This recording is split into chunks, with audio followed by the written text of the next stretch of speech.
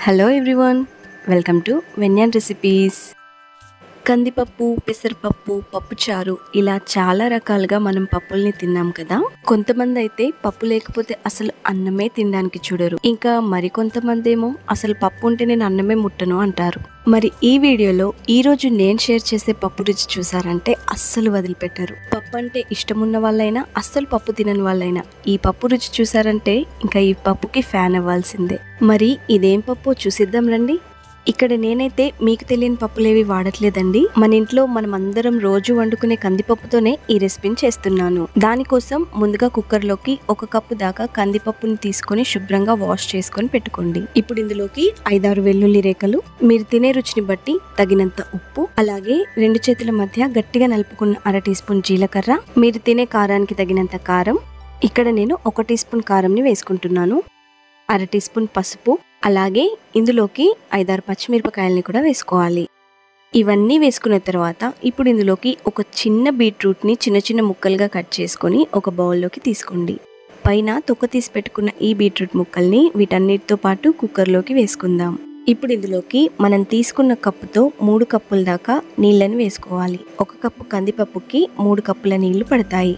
ఇప్పుడు ఈ కుక్కర్ పైన మూతని పెట్టుకునే ముందు కుక్కర్ మూతకి రబ్బర్ని బిగించి విసిల్ని చక్కగా జాగ్రత్తగా పెట్టుకోండి. ఇప్పుడు కుక్కర్కి మూతని పెట్టుకొని స్టవ్ ఆన్ చేసి స్టవ్ పైన ఈ కుక్కర్ నుంచుకొని ఒక 3-4 విజిల్స్ వచ్చేంత వరకు ఉడికించుకోండి. ఇప్పుడు స్టవ్ ఆఫ్ చేసేసి కుక్కర్ని కిందకి దించుకొని దానికున్న విసిల్ని తీసేసి అందులో నుంచి గ్యాస్ అంతా కూడా బయటికి పోయేంత వరకు వెయిట్ చేయండి.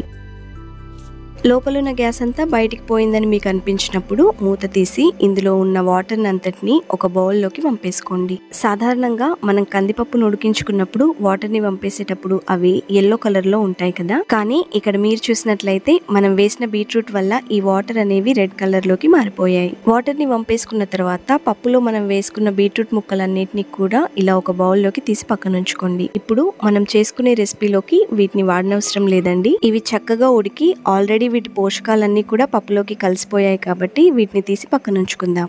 అలా అని చెప్పి వీటిని పడేసే అవసరం లేదండి. మీరు వీటిని ఇలా తిన్నా కూడా చాలా బాగుంటాయి.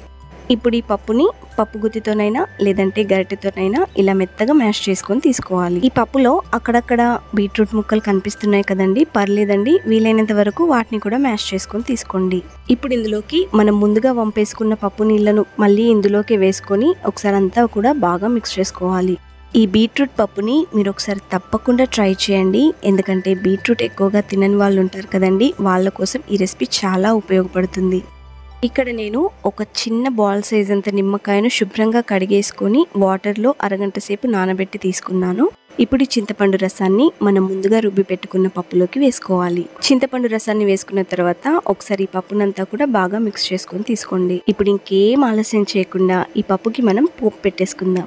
దానికోసం ముందుగా ఈ కుక్కర్లో నుంచి పప్పునంతటిని వేరొక బౌల్లోకి తీసుకొని పక్కన ఉంచుకోండి. ఇప్పుడు ఇదే కుక్కర్ని స్టవ్ పై ఉంచుకొని స్టవ్ వెలిగించి ఇది వేడైన తర్వాత ఇందులోకి 1 టీ స్పూన్ ఆయిల్ని వేసుకోండి. ఆయిల్ కాగానే ఇప్పుడు ఇందులోకి 1 టీ స్పూన్ తాలింపు గింజల్ని వేసుకోండి. అలాగే ఒక 2 ఎండుమిర్చిని కూడా తుంచి వేసుకోండి. ఆయిల్లో ఇవి కాస్త ఫ్రై అవ్వగానే ఇప్పుడు ఇందులోకి ఒక చిన్న ఉల్లిపాయను సన్నని ముక్కలుగా కట్ చేసుకొని ఇందులోకి వేసుకొని ఒకసారి బాగా మిక్స్ చేసుకోండి. ఈ ఉల్లిపాయ ముక్కలు ఆయిల్లో చక్కగా ఫ్రై అయిన తర్వాత మనం ముందుగానే రెడీగా ఉంచుకున్న పప్పుని ఇందులోకి వేసుకుందాం. ఈ పప్పు మరగడం స్టార్ట్ అయ్యే ముందు ఇప్పుడు ఇందులోకి 1/2 టీ స్పూన్ సాంబార్ మసాలాని వేసుకొని ఒకసారి బాగా మిక్స్ చేసుకోండి. సాంబార్ మసాలా వేసుకోవడం అనేది పూర్తిగా ఆప్షనల్ అండి, మీకు నచ్చకపోతే వేసుకోకండి. సాంబార్ మసాలా వేసుకున్న తర్వాత పప్పుని హై ఫ్లేమ్లో బాగా మరిగించుకున్న తర్వాత ఇప్పుడు స్టవ్ ఆఫ్ చేసేసి దీన్ని ఒకసారి బాగా మిక్స్ చేసుకోండి. ఇలా చేయడం వల్ల పప్పుకి చాలా మంచి రుచి వస్తుందండి. మీరు అన్నంతో కలిపి తింటుంటే అసలు ఈ పప్పుకి ఫ్యాన్ అయిపోతారు.